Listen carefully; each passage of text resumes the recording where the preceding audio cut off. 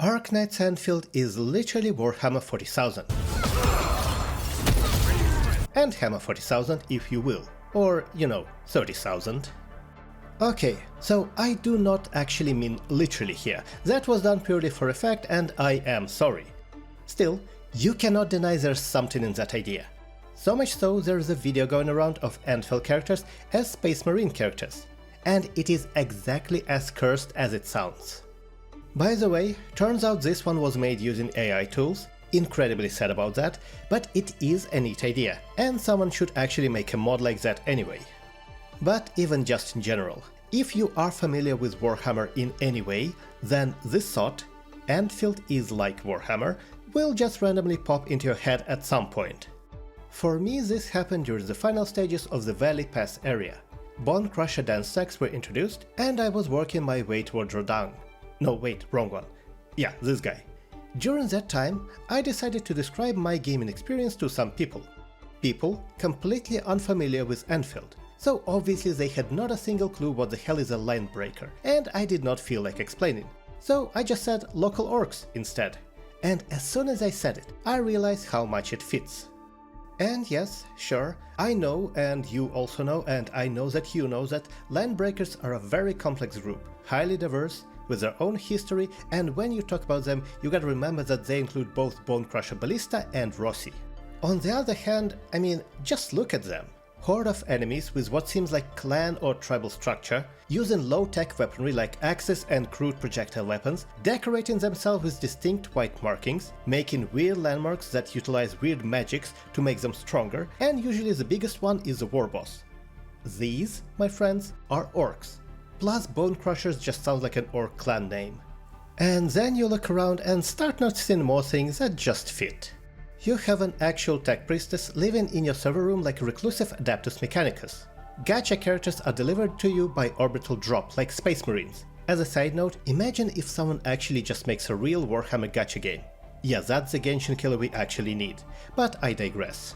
Ether is seeping in from another dimension, affecting everything it contacts, which is how warp works. Meaning we are dealing with an actual chaos corruption, and it's possible there are chaos gods inside the ether too. And here's a really neat comparison. We know for a fact that Endfield takes care of kids orphaned by ether disasters and Agaloy attacks. They are taught and trained so they can grow up as engineers, scientists and protectors of the civilization band. That is literally how Scholar Progenium works, and I do mean literally this time. Even in the meta sense. The official release trailer for the game has a banger of a song by Starset. Name of the song? We Are Empire. You cannot be more on the nose than this. And there's another comparison, a really big one. But before I get to it, I have to be fair and state a very obvious reason why Endfield may remind me and you of Warhammer. It's honestly a boring reason. Warhammer is just really popular. That's it. If you play games, or watch videos about games, thank you for watching by the way, chances are you have an understanding of Warhammer already. So you just recognize very popular things and patterns from the setting, like orcs or Adeptus Mechanicus. So it's just a trait of a really big franchise. You can't help but notice similarities, even if unintentional. However, and here's the fun part, Endfield has in its setting a major detail that can be easily compared to the arguably most important detail of Warhammer setting. And it should be pretty obvious that I'm talking about the Endmin, whom I will now directly compare to the glorious Emperor of Mankind. Think about it. Endmin is apparently an immortal, unaging being. That checks out. Endmin's stated goal is protection of humankind from external threats and ensuring its survival. That's what the Emperor did by directly uniting mankind, though quite violently, against myriad of enemies. Endmin helps people by providing and facilitating new technological developments. That's what the Emperor has been doing since ancient times. Visually, it also helps that Originium is kind of a golden color. So, Endmin's signature sword is somewhat similar to the Emperor's favorite weapon.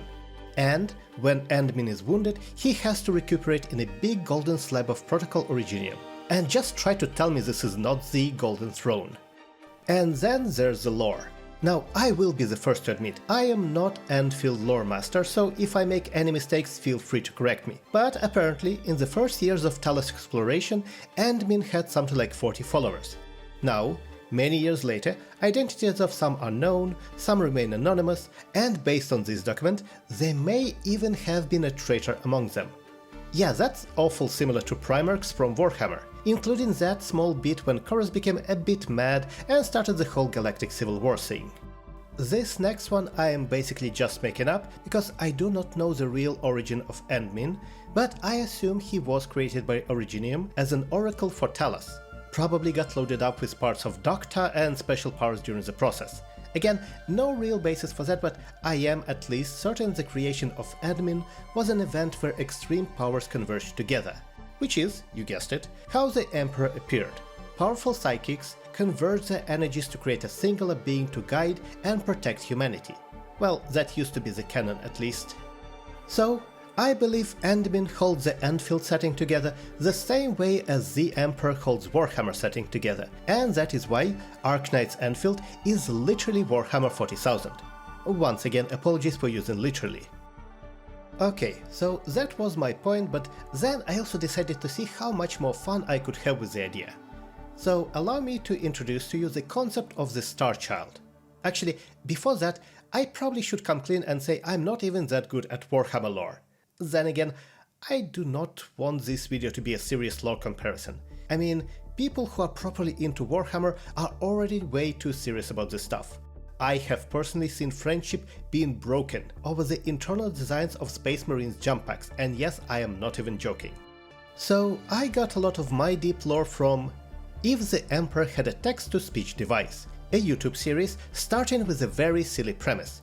What if someone connects a text-to-speech device to the Emperor on his golden throne, allowing him to directly communicate to the people?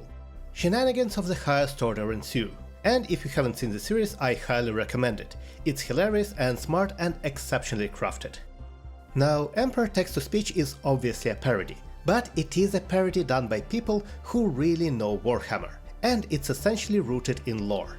Don't get me wrong, it gets extremely silly. For example, the mysterious artifact called the Engine of Woes is just a smart car, and it has Corvus Corax locked in the trunk being all emo about life. It's stupid is what it is, but it is stupid that kinda feels right at the same time. So, Starchild. In the series, the character is introduced to us when he joins Fyodor Karamazov and the forces of the Imperial Inquisition, after they are thrown into the warp, where they are aided in attacking the demons by the Primarch Clement Russ. Just don't question it, okay? It all makes sense if you watch the series. But what is Starchild? Now we are going into the lore that is way above my pay grade. I don't even know how true any of that is. Do your own research and all that. But essentially, it is a fragment of the Emperor's soul. There's a theory that such fragments may be scattered through the warp, and if the Emperor on his throne actually ever dies, then he would be reborn from one of these fragments. Another theory, which is the one I want to use, is that it is specifically the Emperor's compassion, which he discarded to be able to destroy his son. I like that. It sounds poetic. So, let's use it for Endmin. We know for sure that Endmin participates in Talos 2 history in short bursts, resting afterwards. We also know that Endmin can look different each time. The gender swap mechanic is right there. Plus, there's an image at the end of the Valley 4 story. So what prevents us from saying that each time it may be a different Endmin? Not just different in appearance, but slightly different in function. You know, depending on what Talos 2 needs right now. We don't know the exact story of Endmin's actions in the early years. I personally assume war crimes were involved. I mean, it's Arknights, there have to be at least some war crimes. But the Endmin we got today, the one we play as, I like to believe that this one is the administrator's compassion, just interested in helping people and forging the bonds that will not break this time. And if Endmin's past did have some less than favorable outcomes and decisions, then it would make sense for the current Endmin to have no memories of that, at least initially. It might ruin the compassion persona otherwise.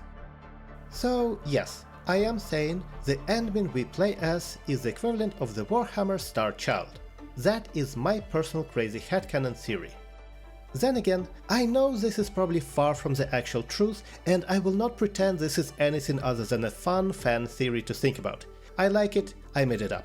I will absolutely hold on to it until the story proves me completely wrong by revealing the actual truth. which, honestly, knowing Arknights even a little bit, would probably end up being even crazier.